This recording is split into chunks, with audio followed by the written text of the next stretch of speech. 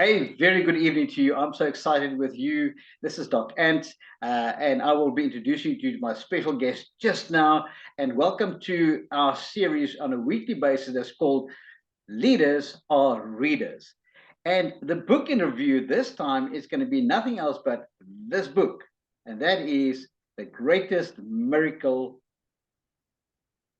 in the world. In the Not in world. our lives, in the world. So I'd like to welcome my special guest, Daniel van Zyl. Daniel, how are you? I'm awesome. I'm awesome. Just sitting here with a little bit in the dark, let's say. And yeah, it's brilliant to talk to you again and connect with you again after our chats and stuff like that. And yeah, looking forward to this whole series that we're planning on doing. Well, I have to be honest with you, Daniel. I would not be sitting here tonight if it wasn't for you. Because you see, there's going to be a term in this book that we will actually reveal over time to come in terms of what the book speaks about. And that's exactly what you did for me. Let me tell you guys a story. I was really at the place where I had just completed my 3-year reign as chairman of the board of a company. And I then went overseas. I went to Dubai last year in August, September, and November. I did some work as a trainer into the automotive industry. I went back to Saudi Arabia in February, and literally, I came to a place where I said, where must I go? I really felt like I was in the doldrums. Nothing was working. And out of the blue came this man that just said, hey, Doc, how you doing? Now, Daniel, what made you do it? It's simple. Is my mentor Robert Hollis did it to me, and I knew your situation where you were in. I won't say, can't say it's literally between a rock and a hard place, but It's true. It's where true. you were is where I was a while back, and then my mentor or the guy that I started following said, "Listen here." For you to get out of where you are, you need to start loving yourself again and getting back to that, and that's where he shared this specific book to me, and his mentor way back also shared that book with him when he was in a sort of like a rut. So I thought, like, well, the only thing I know best is like that book, and if he shared it with me and it helped me, sure it will help others as well, and that's the reason why I shared it with you. Well, Daniel, I want to be 100% honest with you. I was between a rock and a hard place. In fact, I was between the bottle and the label. I was really at the worst place ever, man. And when I got this book, I thought to myself, what is Daniel up to? But I trusted you because when you mentioned that your mentor, Robert Hollis, had actually done the same to you, I thought to myself, I'm a leader of leaders. I'm used to taking lead, but also one thing is for sure, some leaders are teachable and some are not. And I tested myself and said, are you teachable? And I Yeah. said to myself, well, what can go worse? There's nothing to lose. And I can be honest with you, this book changed my life. And I want to thank you for being a conduit. And this is why, as we go into this series, and I really would like to share this book with people out there, you and I will meet on a weekly basis so that we can get people to understand what potential this Yes. little book has. Well, let's talk about Yes. the book of in itself. When we talk about the author, Og Mandino, we know that Og Mandino is actually very well known for his other book, The Greatest Salesman on Earth. That's Yes. really 80 million copies. That is really what got him on the map. And also a small little book, but everybody knew about Og Mandino. And then from that fourth flowing came this book, The Greatest Yeah. Miracle in the World. And what I liked about what you did is when you actually made a plan to get this book to me. In fact, what you did was, here's the truth, guys. Daniel gifted this book to myself and my wife. He, out of his own fruition, got hold of Take a Lot wherever it is, and this book got delivered to my home because he said to me, that's what you need. So just that gift, Daniel, I want to tell you, that's something I learned as a leader right there. I was none expected. There was nothing. You owed me nothing. And then all of a sudden, this gift arrived on my doorstep. And I just wanted to ask you, what brought that gift to your heart? What made it happen before we even get into the book? Yeah, I'll be honest with you. It's, sometimes in life, you just get this inkling of God, or whoever you believe in is your creator, or just gives you the inkling you need to do this and put it on your path, and without question you must just do it. And that is how I felt. It's like, listen here, I know what when I went through the struggle, what my mentor gave me, and I know how this little book impacted my life and changed it and changed my thinking. Or as my mentor would say, Robert would say, thinking, how he changed it. I just knew that, listen here, I need to get this book to them no matter what. So if I have to drive to your place, or send it to your place, or get a copy to you, I need to do it. Now, because I know you guys and I see you as friends from a long time ago that we've met, I said, well, uh, we've got these days it's easy to send something through like a Takealot, a delivery service. You just order it and then send it to address, and there you go. So it's like, well, the fastest way I can get it to you is literally that. Put it in a post, or let them deliver it to your doorstep. And I know it's going to take like 3 or 4 days to get to you, and that's it. Because I wanted it to be in your hands as fast as possible, so that you can read it and then feel or change the way I changed, or change the book, that the way the book changed my life. And the truth is, Daniel, It's just to give back, because what you don't know is, since I've known you, I've got huge respect for you guys as well, and I've learned so much from you as well. And even now, since we reconnected on this level, it's well, I need to thank you for picking me up as well, from where I was, as well, and reconnecting with me. the truth is, Daniel, when I received this book within 48 hours as a gift, you'll see behind my shoulder there is an eagle. I believe it's a divine eagle that is just literally like an umbrella over my life. And that is a reminder of me always. He's watching me. I'm under that wing of protection. And I felt like this was delivered by that eagle to me in a time of real need. Well, let's dig in. Let's look at it. I mean, I think what is most important is to actually get to what it says in the very front of the book. Yeah, Because it says just to connect on that as well. It's also it's like what Rob would say. It's like when a student is ready, the teacher will appear. So when you're ready to receive, guess what? And you ask for it, you will receive the right message at the right time to take you further. But you need to be open, as you said. As a teacher, are you teachable as well? So you need to be open for it, and it will come to you at the right place at the right time. Well, I am so grateful. So let you and I dig in. Let's give Yes. just a glimpse into the start of the book. It said here, it's a book of joyous hope and promise. What you will never forget. And I'm just going to mention what we will be touching in the next few weeks. And the first thing is the 4 simple rules that can help you perform a miracle in your life. So you don't want to let the cat out of the bag. But Daniel, these 4 rules, have they governed how you approach life and what you do, just off the cuff?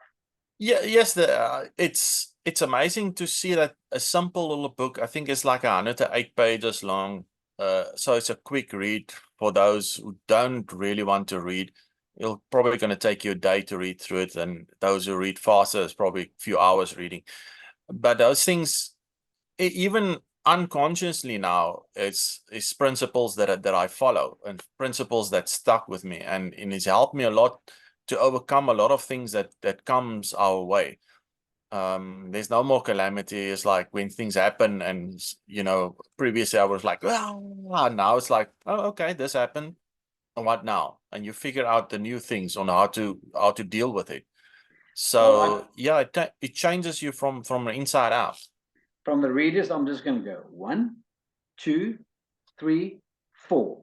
4 rules coming up that will definitely impact and rule your life. Okay, the second one is the glass geranium that will break your heart. Ooh, that was such a twist in the book, the glass geranium. So that's something to look forward to. Would you agree with me? Definitely. The other thing is the dingy parking lot where Mandino's life and yours begins again. That's really the Yes. crux of the book. That's what chapter 1 is about. And that is where we find Og Mandino in the parking lot. We're going to go to that just now. But that is the one thing that really makes this book great. And then lastly, the secret of regaining self-esteem that you have lost.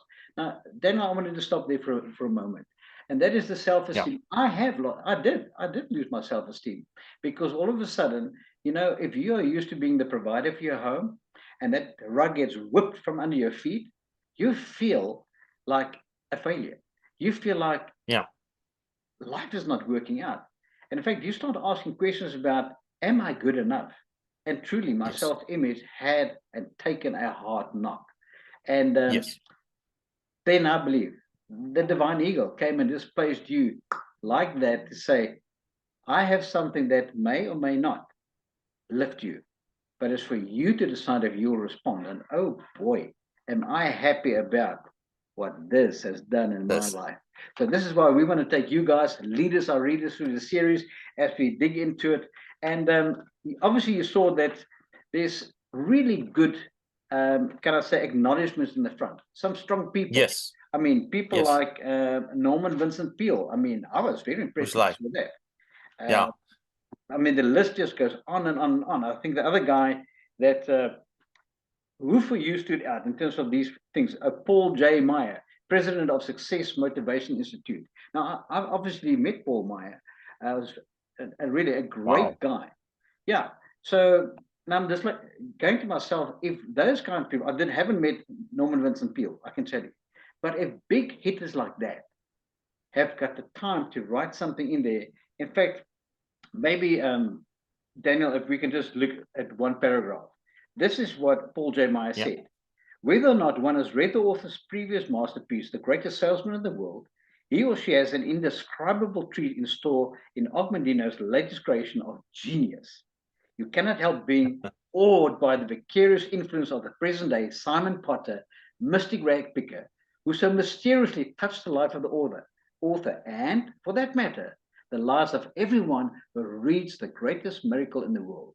Paul J. Meyer, President, Success Motivation Institute. Well, I think that leads us straight into chapter 1. And I think, can you tell us about where was Og Mandino and how did Simon Potter, the rag picker, come into the story? Chapter 1. Go, Daniel. Yes, for me, the chapter 1 where it all started was also, if you look at how it connects with your life, it's sort of also in calamity, because it was like not a nice day when he went into the parking lot to park his car. I mean, as if I remember correctly, it's like there was snow and everything, so it wasn't a very nice day. And if you look at your life, you know, cold and wet and dreary. Yes. If you look at the atmosphere there, how it's created or how it started is, I don't want to use the word doom and gloom, but yeah, it's sort of, you can figure it out. It points towards that, and then here's this guy, old guy, feeding the birds. I mean, like in the middle of the winter. But this guy looks like happy, and yeah, that's sort of like where he starts, and it's. I mean, yes, Og Mandino in his car. He's in his car and he's warm and he's on his way in and he wants to go places. Here's this dude, Simon Potter, feeding birds, and like, what? I mean, that's a little bit out of the ordinary, but it catches his attention. Like, what's this guy doing? Feeding pigeons? It's snowing, dude. It's cold out there. But yeah, there was the guy, collar turned up, in his coat, and he wasn't even alone. Who did he have with him? He had his dog with him. Simon Potter, and there's his dog, and I so loved when I heard the name of this dog, Lazarus. Now, what do you think of when you hear Lazarus? I immediately think of Lazarus that came out of the grave, and I'm like, okay, I don't know whether this dog had been charged by a truck or something, and he got up and he got new life. But I just smiled when I saw this dog's name was Lazarus. So, I mean, we introduced to the Simon Potter and his dog Lazarus. And Og Mandino he's a leader. He's a speaker. He's on his way to go places. He's on his way to this important board meeting. And now all of a sudden, he's in the snow. He's tested with the elements of nature. Yes. Now, before I even tell you how he actually got through that gate, isn't it true how the elements of nature sometimes will come and grip hold of our circumstances. Just when Yes. you think everything is fine, something goes wrong. All of a Yes. sudden, a child falls ill. All of a sudden, the Yes. car breaks down. All of a sudden, you don't get the promotion. All of a sudden, something goes wrong in your life, and you just go and you feel like you've got your back against the wall. Have you ever been there, Daniel? Yes, definitely. I mean, everybody has been there, definitely in their lives, have some form or way of that calamity coming into your life and to test you. I believe everything is a test to see if you are ready for your next step. And here's the sad part. If you do not succeed at first, if you do not pass the test, you will rewrite that exam over and over again until you are ready, until you've grown. Oh boy, that's And hard. coming back to that testing. I mean, if you look at your life in general, we all go through that. I mean, we all went to school, and if you fail the test, guess what? You're gonna write it over. It's part of life, but it's sort of like when we grow older, we forget about it. And it's We all about forget about how education. the system works. But you And see, then, yeah, education is available, but we don't always respond to education. If only if yes, I look back at, let's face it, we did as little as we could at school. Okay, we just wanted to pass. yeah, of course. I mean, why stress? I mean, sport was great, girlfriends were great, but then again, when you got the opportunity to actually study at school, it was only because you had to do it. If it wasn't for parental Yes, authority or oversight, I don't know whether you and I really would have done that. But in the end, we yeah, had to, because if you did not matriculate or at least get the yeah, highest grade possible, you knew that there will definitely not be a future for you, because very, very few people in the world who are unschooled will actually get anywhere. Okay. correct. So the learning there is education at hand. And I look at a guy like Og Mandino, and right in front of him was the education about to break open like an alabaster jar, and that oil was going to flow out. Why? Because he was in a condition where he was Yes. literally impatient, on his way, and he just Oh, yeah. wanted to get the job done. But then it's like something interfered in his life in that first chapter. Yes. As he Yes. pressed the button to open the gate for his car to go in, snow and all, what happened to the gate, Daniel? Didn't open. It just opened and fell to the bottom. Yeah. And he was, okay, no, something's wrong. He hit the button. He pressed it again. It went open, and the moment he approached, it just fell. Okay, like my Yeah. book just fell. Okay. I think that was prophetic. That the book can just fall like that. And I mean, he was just so mad, because now he's trying to work out, well, I can't get out of the car and open the gate. And I have to get through the gate, so otherwise I can't get to the meeting. Park, And yeah. then lo and behold, Simon Potter. Okay. And in the corner of the eye, he saw Simon Potter. And what does Simon say? Hey, dude, I got, can I help you? but I will yeah, hold up the gate. but that is how it works. That is how life works. When you're in trouble, it's like the same thing. And you ask the question, is like, how do you get out? Then the answer appears. But now the thing is, That's how I would say when Potter came there, is like he was struggling with the gate going open for him to do his job or his life going forward, and he didn't want to get out, or didn't want to change. And then this, I say, you can't really say don't want to change, but he wasn't in the mood to get out and in the snow. If you read in the between the lines, if I would say. And then this is the guy comes up, don't worry, I'll do it for you, I'll help you through to get you to the next level where you need to be. now listen to this. So he looks at the dude with, you? No, man, you're an old man. Yeah, You can't lift that gate. No exactly. ways. So here we're in a situation where we need help. And guess what we do? The Yes. first thing is we judge. Hey, no, you're an old Yes. man. You can't hold up Yes. the gate. Hey, dude, I'm stronger than what I look, okay? I can do this. And so often help gets sent our way. And what's our first reaction? Correct. No. I don't need it. Isn't that crazy? Yeah. Yes, that's exactly where I'm getting at. You know, when the help, when you ask for help and it comes to you and you reject it, you know, then yeah, that's mostly what happens to people, because they don't see it as their next step towards them being free, or resolving their situation where they are in. Why do we fight the help that gets sent to us? I don't get it. It's a natural Yeah, instinct it's, because we so want to do it ourselves. You know what? I think yes, there's a bit of pride and pride. ego. Yeah, I want to agree with you. Our Yeah, it's just ego a and pride and pride. ego. You know what ego really stands for?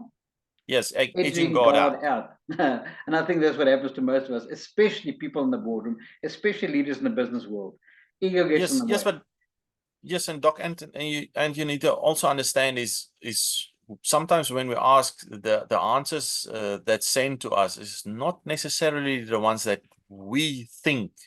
Listen to us, what we think is good for us, but in the meantime, it is actually what we need at the moment, at that specific time. Absolutely. I can tell you. Let's just bring it back to you. When you sent me this book, do you think I felt like reading a book, Daniel? I was so low. And now that you said to me, doctors trust me, read the book. But okay, the man he's quite serious about it. But when you gave me your story, it really changed my life. I mean, I would have been a fool not Yeah. to listen to the fact of how it affected your life. And that's reality. Because if we Yes. can't learn from other people's experiences, it means we are not teachable. I think that is a Yes. good acid test. It's like when you go to a vehicle, we say a dipstick check. Have you got oil in that sump? I know with Yes. some guys, the dipstick ain't going into the oil, man. Yeah. It's one of those things. But Or for there's no most of us, dipstick at all because it would have fallen out a exactly. long time ago. But what we want to do is to realize that we're human and that we Yes. actually need to, when that help is presented, actually be teachable. So I think Og Mandino had this like a scold. I want to get to my boardroom, like, oh, okay, old man, if you say you can hold it up, then all right, get it done. And then that guy walked to that gate, and as they opened it, got his shoulders in it, and he braced it, and he kept it open. What did Og do? Paralyzed. He did nothing. Well, I would be too if it's like an old man doing something that I think like a younger guy should do, and it's like, okay, there's more to this than what I thought. That's why he was paralyzed. He could not believe that this Yes. old dude had the form, had the shape to hold up this gate. It was nothing short of a Yes. miracle. Because Yes. how can this old man hold up this big steel gate? But yet he did. And now Og Mandino is sitting there, but he is so perplexed in terms of what's happening right in front of my eyes that he got paralyzed. Now, isn't Yes. that true what happens to you and me? Often the It solution is. is It given. is. It is. Solution is given, but now we get paralyzed and we do nothing. Talk to me about that. Exactly. Yes. I was going to say exactly that, because it's like, now what? I've asked for it, now I've gotten it. Yeah, but what now? And yeah, that is paralyzing sometimes. It's just crazy. Now, and often I have to ask leaders, now, when you get that feeling that you're paralyzed, what is it that gets you, that jolts you out of where you are into reality? They will always tell me it's the next step. It's where Yes. am I about to go? And Og realized Yes. I have to go and address people at a board meeting, and I am the key speaker. That jolted Yes. him back to reality. And there's another way of putting that. It's called vision. Yes. Because if you have a vision, you know where you're heading. So he knew he had to Yes. get through that gate, part of his vision for now, to get to the boardroom. Now, people will say, oh, that's not really a vision. No, but it is. Because you see, when we think vision, we always think strategically 30 years ahead. But for that Yeah. moment, it was one of those green lights that had to literally go from red to green so that he could pass through to get to his Yes. destination. Now, Yes. isn't it true that often traffic lights are there to either help us or to stop us or to halt us? Now, have Yes. you ever been in a situation where you're going for the green light and it stops you and it's an inconvenient time? Tell me about that. Always. Because you always think it's like, no, it has to be this way and this way and this way, but your true path is not necessarily the way you think it is going to be. You will always have like speed bumps and stuff like that in your destination or in your road towards your destination, and they can appear anywhere, or the stops can appear anywhere. And we need to, I believe that when you do hit a stop like that, you need to sit down for a little bit and reflect and see, well, listen here, it's for a reason.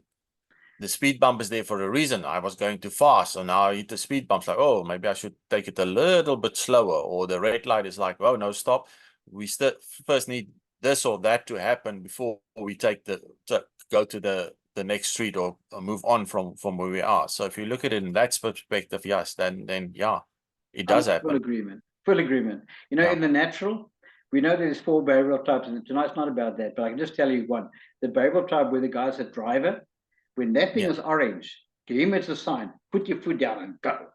But the other person that's a melancholy, that is literally the more compliant kind of guy, when it's orange, he immediately will stop. And that's why there's so many accidents, because the drivers behind him are the guys who want to get it and make it. And that's why they get into the back of the cars. Yes. Okay. Yes. But that also shows that who we are will come into the mix, because the one guy will know from orange, it's going to go red. It's the caution to slow down, to stop. So at least they take it for what it's meant to be. But the guy that is really out there that just pushes the limits is the one that will actually take the chance and just shoot across, even if it goes from orange into red, and say, I just made it. But you know, often that is not the greatest idea for us to rush through. It put that stoplight in place for us to stop, and as you say, to look around, look at the surroundings, reflect and say, okay, and then glean from that. And only when it's green again is it to go through that traffic light. Yes. Now, I don't know if you can acknowledge whether you've ever gone through a red traffic light or not. I know a few people that actually have acknowledged they've never ever gone through a traffic light, and I go like, I can't say the same, because you see, I'm I can definitely remember. The thing is like, oh, it's orange. Okay, press it. It's like, okay, it's orange, and when you hit the line for the robot, it's like, oops, it's red. Like, okay, it's red now. So what do we learn? And that is that people will take chances, but the thing is, with that choice comes the consequence of the possible accident. You might get away the first time, you might get away the second time, but you're definitely heading for a calamity. You're definitely heading for an accident. Disaster is awaiting those who ignore the rules that have been put in place. I mean, we started tonight by saying we're going to learn about 4 rules as we go on in this series. And if you ignore those rules, well, then you'll keep on learning to your peril, as they say. Taught the lesson until you get it. And my wish for you and for me, as for other people, not to have to fall into that paradigm. Okay, so now the story continues. And Simon Potter holds up the gate. After perplexion, Og goes through the gate and literally now knows he can make it. And then he looks back. What happens then? Simon Potter is the guy disappears. Nowhere to be seen. Now, was it coincidence? I don't know. But that... but it's sort of like, was the guy really there? If you could think about it, if he was there helping him and then gone. But he held up the gate. He had to be there. Yes. I mean, it was very clear that when he pressed that button, there was no where's the gate. He went up and it fell down. Yes, but you already see him questioning, did this really happen? True, I do. And that's also in life, when we get the answers that we seek for, and we get the answer, and it's like, did that really just happen now, or am I just dreaming? You know what? It especially happens when something good happens to us. It's like, did that really happen? Because we actually don't really register.